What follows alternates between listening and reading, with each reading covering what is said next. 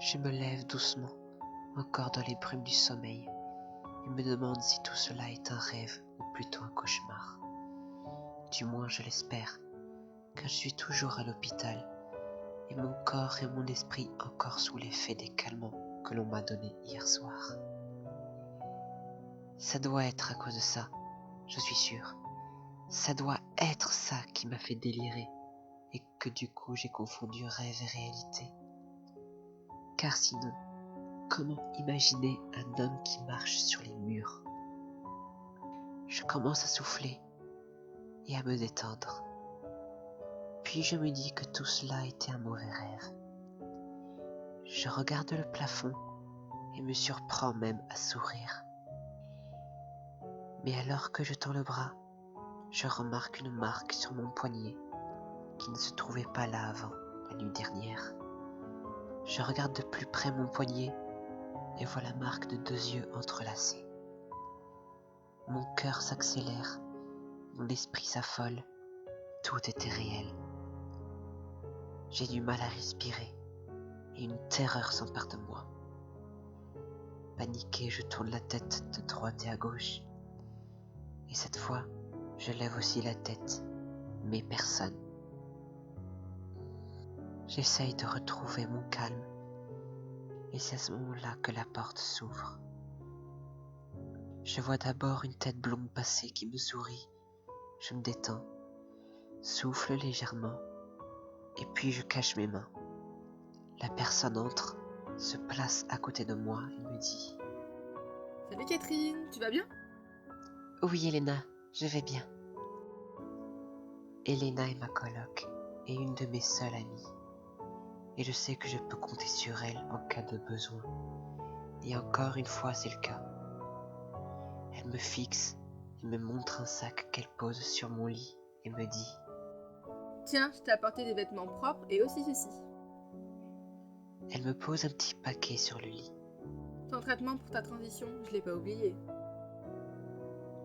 Je lui fais un signe de tête et un sourire pour lui dire merci.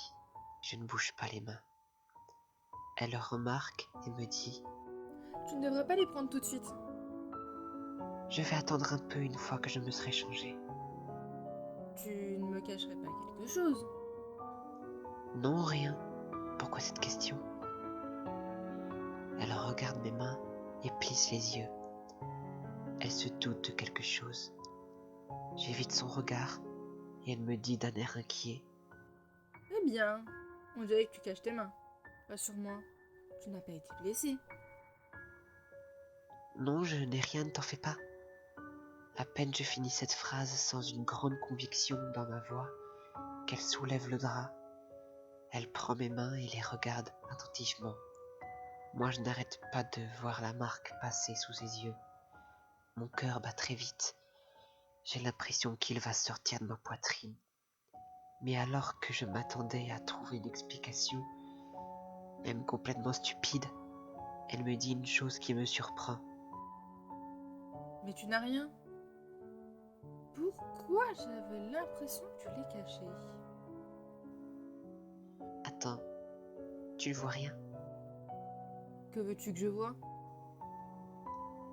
Je reste muette un instant et ne sais pas quoi lui dire. Comment avait-elle pu ne pas remarquer cette marque qui s'est trouvée sous ses yeux à maintes reprises? Je regarde mon poignet.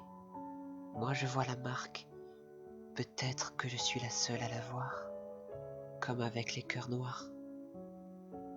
Alors que je suis plongée dans mes réflexions, Elena me tire à nouveau de mes pensées. Il faudrait peut-être que tu changes, non?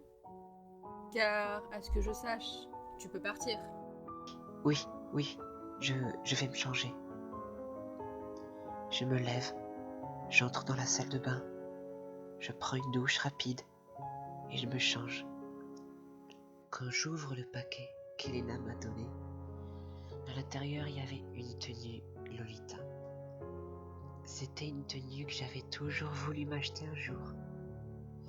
Elle a peut-être dû le remarquer, donc j'imagine qu'elle a voulu me faire plaisir. Je pris la robe en main et une carte est tombée de la poche. Je l'ai prise et Il était écrit dessus, Joyeux anniversaire, ma petite poupée! avec un petit emoji qui cligne de l'œil. Je serre fort la carte et la robe contre mon cœur et murmure « Merci infiniment, Elena ». Je sors de la salle de bain, prends de l'eau du robinet pour prendre mes médicaments et je sors. Mais alors que nous sommes à la sortie, je m'arrête. Une étrange sensation parcourt tout mon corps et soudainement sa voix résonne dans mon esprit. Trouve-moi des renseignements sur ma proie et tu auras la vie sauve. Attends, Elena. Elle s'arrête et me regarde. Je frotte mes mains et lui demande en baissant la tête. Je ne veux pas rentrer tout de suite. Je souhaite aller à la bibliothèque avant. Elle me regarde un instant, puis hausse les épaules et me dit Si tu veux, de toute façon, c'est sur notre chemin. Je monte enfin en voiture et nous partons. Pendant tout le trajet qui nous y emmène, je me demande si c'est une bonne idée d'aller là-bas. Après tout, vais-je vraiment trouver quelque chose là-bas qui me permette de lui donner un indice sur sa cible? Il ne m'a donné que de maigres renseignements. Mais au fond de moi, une voix me dit Tu trouveras ce dont tu as besoin. La voiture s'arrête. Elena me montre la bibliothèque du doigt. Je descends et avant que je ferme la porte, elle me dit Tu veux que je vienne te chercher? Non, ça ira. Je rentrerai par mes propres moyens. Tu es sûr? Tu viens de sortir de l'hôpital et tu sais, tu passes juste un coup de téléphone et je suis là. Non, ne t'en fais pas, ça ira, promis. Elle reste sceptique un moment, mais hoche de la tête et me laisse devant ce grand bâtiment. Je reste un instant devant et commence à prendre une grande inspiration et entre à l'intérieur. C'est immense et magnifique à la fois. Pas loin de moi se trouve une bibliothécaire qui me regarde de bas en haut. Et au bout d'un moment d'hésitation, vient vers moi et me demande Vous désirez? Je souhaite consulter les archives de presse. Cette phrase est sortie toute seule de ma bouche, comme si je savais ce que je cherchais. La femme devant moi reste silencieuse un moment, puis me fait signe de la suivre. Après avoir traversé au moins 3 couloirs, elle me montre une porte et me dit Les archives sont ici.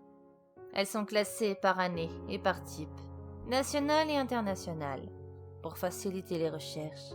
Une fois que vous avez fini, vous pouvez partir. Pas besoin de venir me voir. Je la remercie et entre dans la pièce, qui une fois à l'intérieur est bien plus grande que je l'imaginais. De grandes armoires avec 10 étagères pour chacune d'entre elles. On peut voir des petites plaques où l'on voit des années gravées dessus. Je commence à souffler en me disant qu'un long travail m'attend. Et surtout, par où commencer? Et de nouveaux savoirs retentissent dans ma tête. Vu que tu as un don, utilise-le pour trouver des indices. Je suis sûr que ça te sera utile.